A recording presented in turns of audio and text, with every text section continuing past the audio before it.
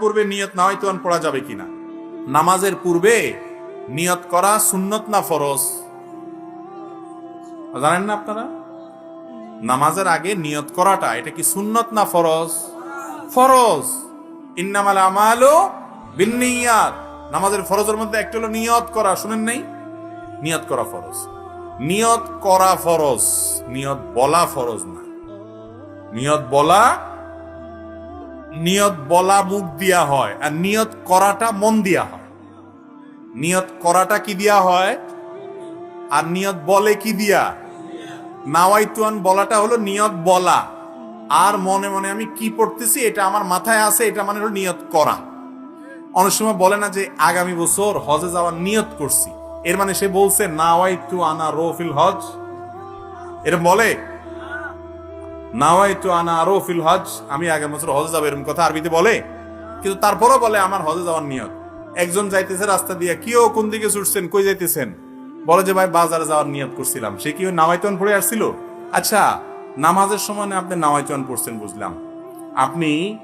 আপনি যখন কাউকে 10 টাকা দান করতেছেন, এটা একটা ইবাদত কি ইবাদত না? ইন্নামাল আমালু বিন্নিয়াত। সমস্ত আমলই যখন নিয়তের উপর নির্ভর করে। শুধু নামাজের ক্ষেত্রে শুধু নাওয়াইতুন পড়তেছেন, দানের সময় কেন বলতেছেন না নাওয়াইতু আন আতাসাদ্দাকা আশারা টাকা আরবিতে, যে আমি 10 টাকা দান করলাম, এরকম কি বলেন আপনি? তাহলে সেটা দান হয় কি হয় না? আপনার নিয়ত আছে মনে মনে, আল্লাহ তোমারে খুশি করার জন্য আমি এই মানুষটাকে 10 টাকা দিলাম, বাস আল্লাহ তাআলা সওয়াব দিয়ে দিবেন। তো যে আল্লাহ এটা বুঝে, আল্লাহ নামাজেরটা বুঝে না?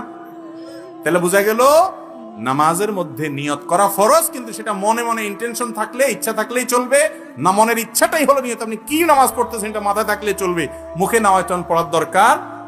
মুরব্বিরা বলবেন যে নতুন নতুন হুজুর গজাইছে, এসব ওলাইন কি কয় না কয় আল্লাহ জানে। আর জীবন 14 গোষ্ঠী করিয়া আইছি, আমরা করিয়া আইছি, এখন নতুন করে কি কয়। বাবুরে, আপনারা দেখতে খেতে দান লাগান, সব কি দান হয়নি না? কিছু আগাছাও জগা যায়, আগাছাগুলো উঠে দিতে হইব। যদি কোন না দানের লগে আগাছা উঠছে, এই কিনো থাক, চলবো? ফসল ভালো হবে? সুন্নতের সাথে কিছু বেদাত, কিছু উল্টাপাল্টা জিনিস আছে।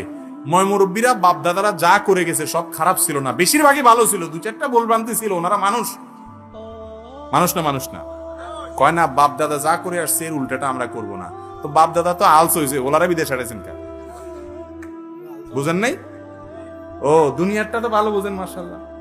বাপ দাদা আলস হয়েছে, ওলারা করবেন তুই 14 গোষ্ঠী আলস, তুই আলস হবি বেটা, বিদেশ কিনলে যাবি, এটা তো কর না। সেখানে ঠিকই বুঝেন যে বাপ দাদা ছাড়া সুযোগ আসেন না, তারা এটা করছে, আমি একটা ভালো সুযোগ পাইছি এটা করি। তো বাপ দাদা যদি ভুল করেন সেটা কি ধরে রাখা যাবে? নিয়ত মানে ইচ্ছা। নিয়ত মানে কি ভাই?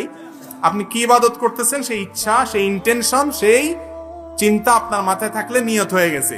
মুখে নাওয়াইতুন পড়ার দরকার, এবং এটা রাসূল আকরাম সাল্লাল্লাহু আলাইহি ওয়াসাল্লাম শেখানো নাই। যদি এটা দরকার হতো তিনি শিখাইতেন, কিন্তু আমরা ছোটবেলা থেকে নাওয়াইতুন পড়ছি। এই নাওয়াইতুন বগদাদি কায়দাতে আছে, ওই মক্কা মদিনার কায়দায় নাই। ইসলাম কি বগদাদ থেকে আসছে না মক্কা মদিনা থেকে আসছে? তাহলে বগদাদি কায়দাটা পড়লে কেমনে হবে? সহজ হিসাব বুঝেন না?